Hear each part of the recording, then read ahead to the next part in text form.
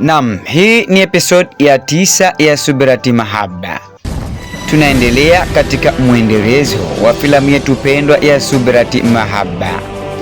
Leo tukiwa namba 9, ambapo Hindustan akiwaweka kikao Bhushan akiwa na mke wake ambao wanagombana mara kwa mara. Basi kikao kikaendelea namna hiyo. Lakini kuna namna ambapo Bhushan alikuwa akimdharau sana shemeji yake ambaye ni Hindustan. Akamwambia mke wake, kwa hiyo umeleta kikao hapa eti kwa shemeji ambaye yani mimi na mudu kabisa kimazungumzo. Unaona unaweza kupata suruhu gani labda? Kelele wewe. Alafu kaka, naomba nisikilize sana. Huyu mwanaume nimesema mimi simtaki. Unaona anavyokudharau mbele yangu. Mimi nimesema huyu mwanaume simtaki. Sikiliza kijana Bhushan. Unajua wewe akili zako unazijua mwenyewe. Na nyinyi awali mlipendana. Dada ulimpenda Bhushan akiwa na akili hizi. Hivyo mimi hapa sitaki nini wala nini. Nataka kuona tu mjengo wenu unakaa vizuri. Mnaendeleza mapenzi yenu.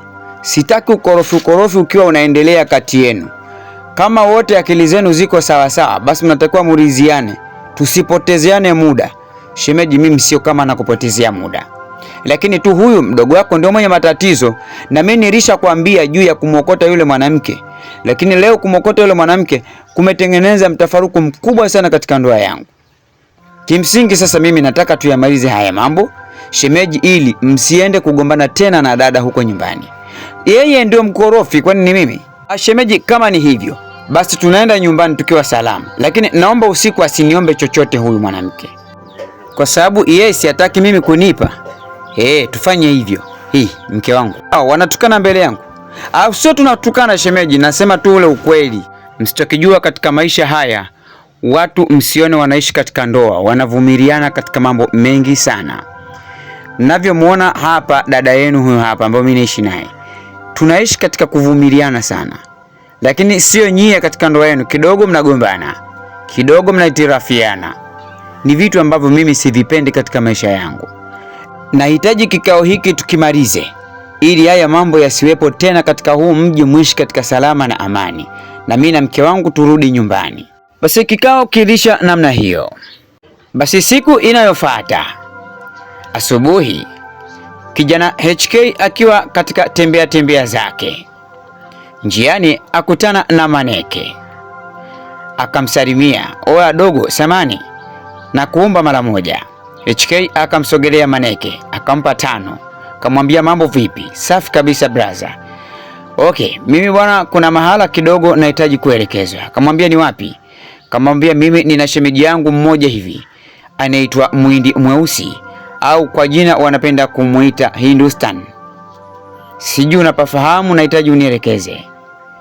Basi dogo HK akasema, "Mwindi Mweusi namfahamu. Na kwa kuwa na mimi naelekea na njia hii, tunaweza tukashuka wote hivi. Nikakupa support, alafu mbele kidogo nitakuelekeza wapi pa kuelekea." Basi wawili hao walishika njia kuelekea kwa Hindustan. Baada ya kupita muda kidogo, nyumbani kwa Bhushan akiwa na Hindustan, wao walikuwa wamekuja kufanya kikao kingine huku nyumbani kwa Bhushan. Lengo la kikao hiki ni kukaa na yule mgeni ili waweze kumjua kwamba ataendelea kuishi ama aondoke. Lakini mgeni akasema, "Jamani, naona mnarumbana sana kwa sababu yangu. Sasa kwa kuwa nyie mnagombana kwa ajili yangu, acha mimi niondoke ili nyie mbaki katika furaha." "Shemeji, unamwachaje mgeni wangu anaondoka hivi? Na wewe ndio mwenyekiti wa hiki kikao." Basi Bhushan kwa kuwa ni mtu wa vituko sana, alijaribu kujifanya kama anamwimbia mwimbo yule binti aliondoka ili kumuumiza tu mke wake. Watu wote walimtazama. "Shemeji, unajua mimi nimeumia sana." "Shemeji, naomba nisikilize. Sasa mtu kama yule kama ameondoka sasa hivi, si ndio utaishi vizuri na dada yangu?" Mke wake Hindustan alikuwa akiendelea kumtazama mume wake anavyomwelekeza Bhushan.